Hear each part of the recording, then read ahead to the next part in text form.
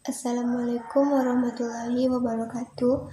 Nama saya Ernania Safitri dari Prodi Manajemen Pendidikan Islam. NIM 181421214. Mata kuliah Pendidikan Komputer. Sistem komputer, hardware, software, dan brainware. Alur kerja sistem komputer. A. Pengertian sistem komputer.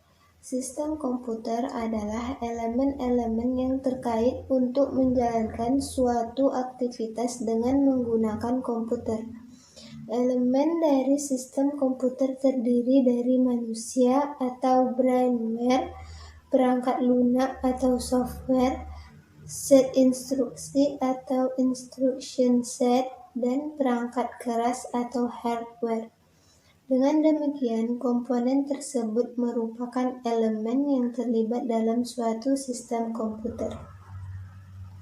B. Komponen dan alur kerja hardware, software, dan brainware. 1. Hardware atau perangkat keras. A. Komponen hardware. Perangkat yang dapat kita lihat dan dapat kita sentuh secara fisik, seperti perangkat-perangkat masukan, perangkat pemroses, maupun perangkat keluaran. B. Alur kerja hardware. Secara keseluruhan, hardware terbagi berdasarkan cara kerjanya menjadi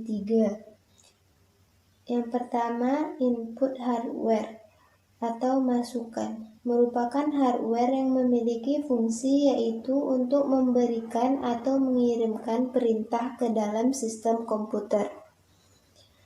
Yang kedua, proses hardware atau pemrosesan, berfungsi untuk mengelola data sesuai dengan perintah yang diterima dari input hardware dan kemudian hasil akan dikirimkan ke output hardware untuk ditampilkan atau dicetak. Yang ketiga, output hardware atau keluaran, berfungsi untuk menampilkan atau mencetak hasil dari pengolahan data oleh proses hardware. 2. Software atau perangkat lunak, rangkaian prosedur dan dokumentasi program yang berfungsi menyelesaikan masalah yang dikehendaki, merupakan data elektronik yang disimpan sedemikian rupa oleh komputer itu sendiri. Data yang disimpan ini dapat berupa program atau instruksi yang akan dijalankan oleh perintah. A. Alur kerja software, bagian sistem komputer yang tidak berwujud. Istilah ini menonjolkan perbedaan antara perangkat lunak dengan perangkat keras komputer. 3. Brainware atau orang yang mengoperasikan sebuah komputer, karena jika tidak ada orang yang mengoperasikan maka tidak akan dapat digunakan. Pada intinya, brainware merupakan seorang manusia yang mampu menjelajah hardware maupun software pada komputer. Dalam sebuah sistem komputer, brainware memang tidak akan pernah bisa dipisahkan dari hardware dan software. Brainware sendiri sering disebut sebagai perangkat intelektual, karena hardware dan software tidak bisa dijalankan tanpa brainware. Hal ini dikarenakan ketiga komponen brainware, software, dan hardware ini saling melengkapi satu sama lain. Konsep sistem dan karakteristik sistem. A. Pengertian sistem. Sistem dapat didefinisikan sebagai suatu kesatuan yang terdiri dari 2 atau lebih komponen atau subsistem yang berinteraksi untuk mencapai tujuan. B. Pengertian dari konsep sistem. Konsep sistem adalah suatu kumpulan atau himpunan dari unsur, komponen, atau variabel yang terorganisir, saling berinteraksi, saling tergantung satu sama lain, dan terpadu. Banyak ahli mengajukan konsep sistem dengan deskripsi yang berbeda, namun pada prinsipnya hampir sama dengan konsep dasar sistem umumnya. 1. Komponen-komponen sistem saling berhubungan satu sama lainnya. 2. Suatu keseluruhan tanpa memisahkan komponen pembentuknya. 3. Bersama-sama dalam mencapai tujuan. 4. Memiliki input atau output yang dibutuhkan oleh sistem lainnya. 5. Terdapat proses yang merubah input menjadi output. 6. Menunjukkan adanya entropi.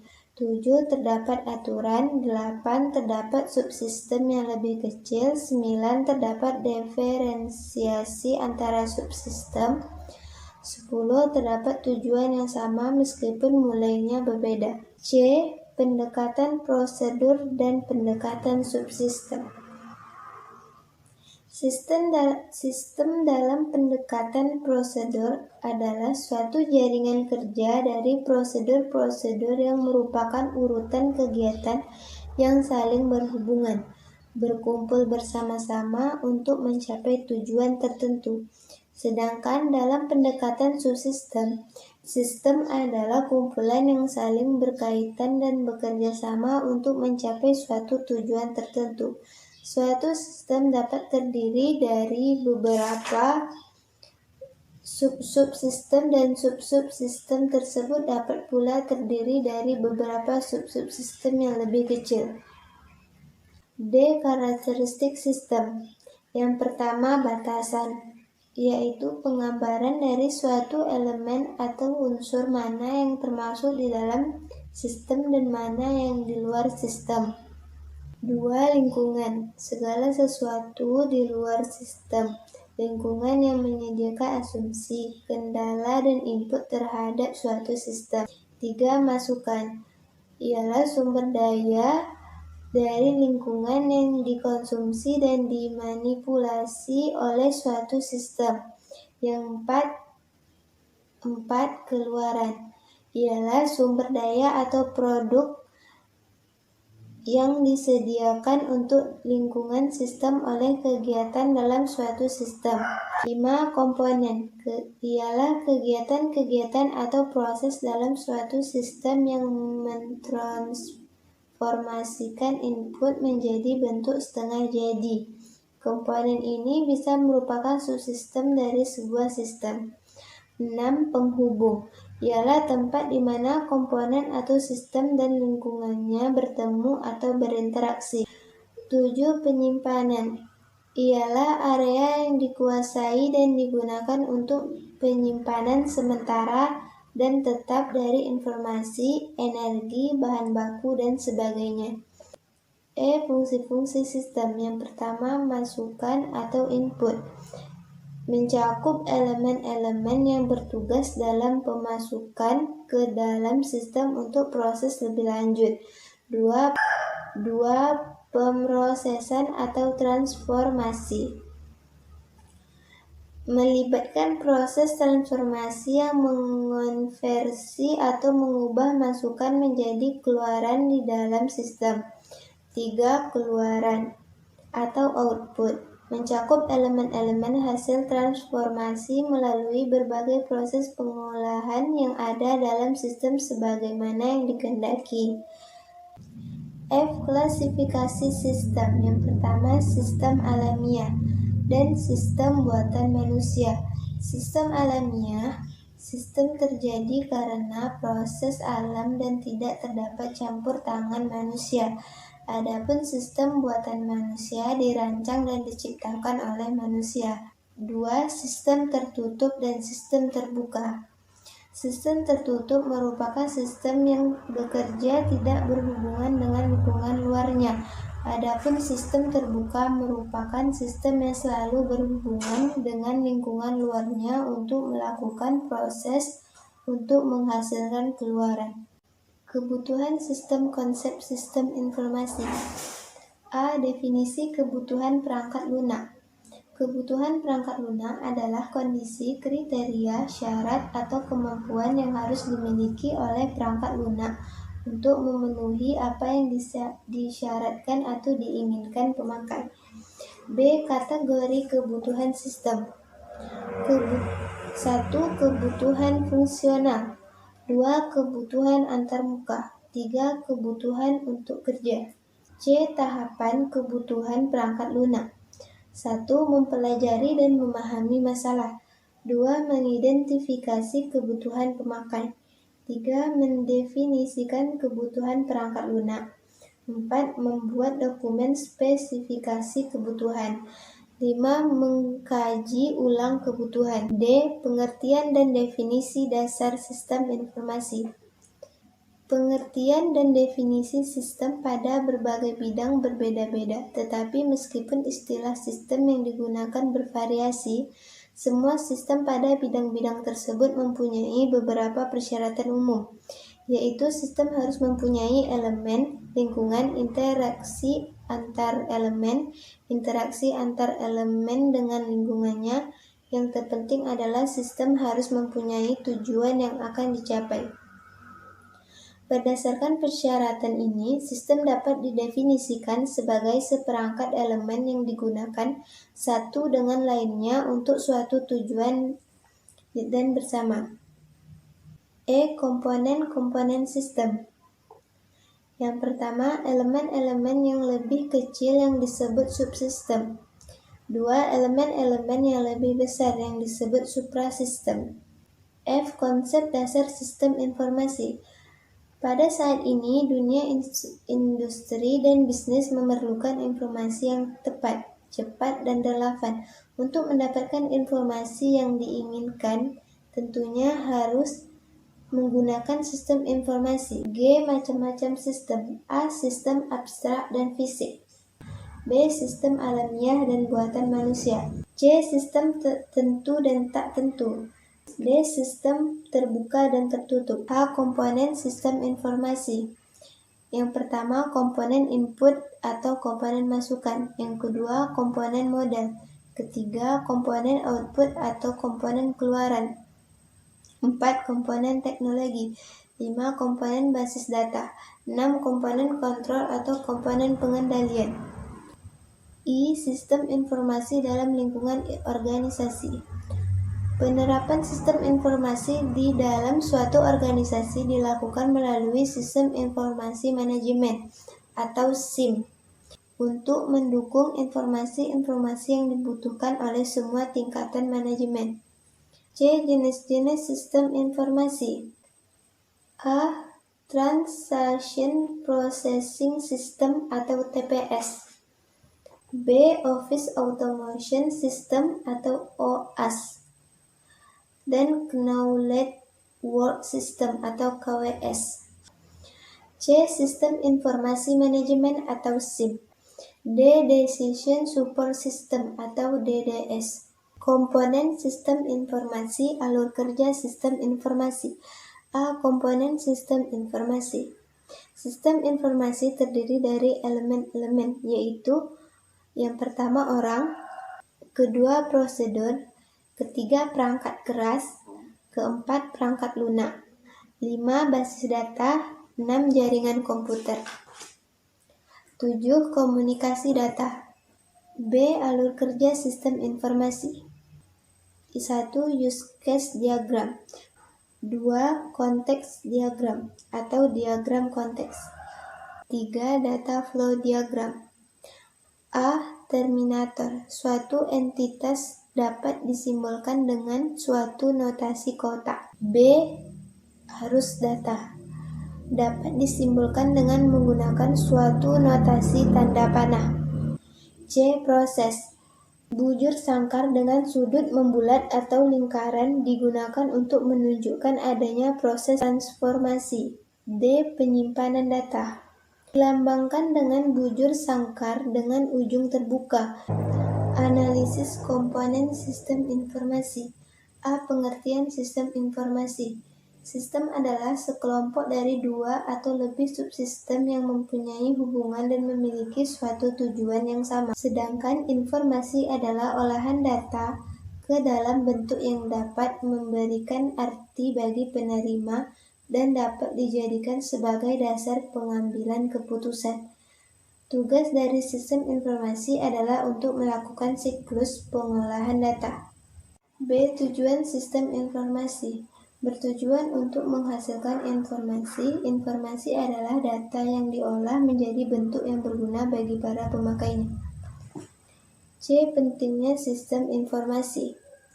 Dalam menjalankan tugasnya, para manajer memerlukan informasi. Karena adanya perbedaan tugas, maka informasi yang diperlukan juga akan berbeda. Perbedaan tersebut disebabkan oleh adanya periode waktu, tingkat ketidakpastian, tipe informasi, dasar kebutuhan informasi, dan bentuk pelaporan, sehingga dapat dikategorikan bahwa informasi adalah salah satu jenis sumber daya utama dan termasuk dalam kategori sumber daya konseptual. D. Manfaat sistem informasi. 1. Meningkatkan aksesibilitas data yang tersaji secara tepat waktu dan akurat bagi para pemakai. 2. Menjamin tersedianya kualitas dan keterampilan dalam memanfaatkan sistem informasi secara krisis. 3. Mengembangkan proses perencanaan yang efektif. 4. Mengidentifikasi kebutuhan-kebutuhan akan keterampilan pendukung sistem informasi. 5. Menetapkan investasi yang akan diarahkan pada sistem informasi. 6. Mengantisipasi data, memahami konsekuensi ekonomis dari sistem informasi dan teknologi baru. 7. Memperbaiki produktivitas dalam aplikasi, pengembangan, dan pemeliharaan sistem. 8. Organisasi menggunakan sistem informasi untuk mengolah transaksi-transaksi. 9. Bank menggunakan sistem informasi untuk mengolah cek-cek nasabah dan membuat berbagai laporan rekening, koran, dan transaksi yang terjadi. E. Komponen sistem informasi. Pertama, komponen input. 2. Komponen output. 3. Komponen basis data. 4. Komponen model. 5. Komponen kontrol. Alur kerja sistem informasi. A. Definisi sistem informasi.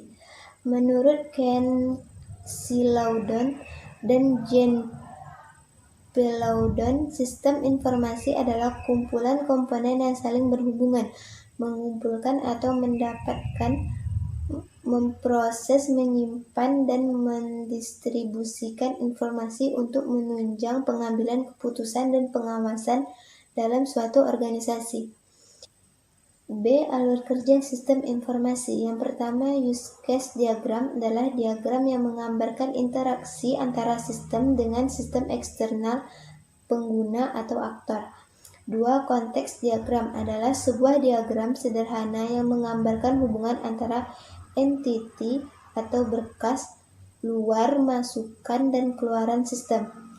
3. Data flow diagram adalah alat pembuatan modal yang memungkinkan profesional sistem untuk menggambarkan sistem sebagai suatu jaringan proses fungsional yang dihubungkan satu sama lain dengan alur data, baik secara manual maupun komputerisasi. C. Tipe sistem informasi. Yang pertama, Transaction Processing System atau TPS adalah sistem terkomputerisasi yang menjalankan dan menyimpan transaksi rutin sehari-hari untuk menjalankan bisnis. 2. Knowledge Work System atau KWS adalah sistem informasi yang membuat dan mengintegrasikan pengetahuan baru ke organisasi. 3. Office Automation System atau OAS adalah sistem komputer seperti pengolahan kata, email, dan sistem penjadwalan. 4. Manajemen Informasi Sistem atau MSI adalah sistem informasi pada manajemen level sebuah organisasi yang melayani fungsi-fungsi perencanaan, pengendalian, dan pengambilan keputusan yang dibuat dengan menyediakan ringkasan rutin dan laporan periodik. 5. Decision Support System atau DDS adalah sistem informasi di manajemen level sebuah organisasi yang mengkombinasikan data dan model analitis yang rumit untuk mendukung pengambilan keputusan yang terstruktur dan semi-terstruktur. 6. Executive Support System atau ESS adalah sistem informasi pada strategis level sebuah organisasi yang dirancang untuk tujuan pengambilan keputusan yang tidak terstruktur.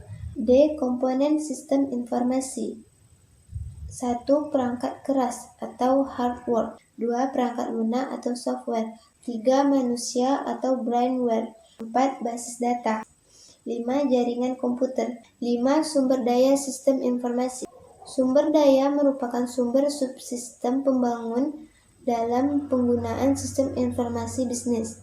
Yang pertama, sumber daya manusia. 2. Sumber daya hardware. 3. Sumber daya software. 4. Sumber daya data. 5. Sumber daya jaringan. Baiklah, cukup sekian video ringkasan dari saya. Wassalamualaikum warahmatullahi wabarakatuh.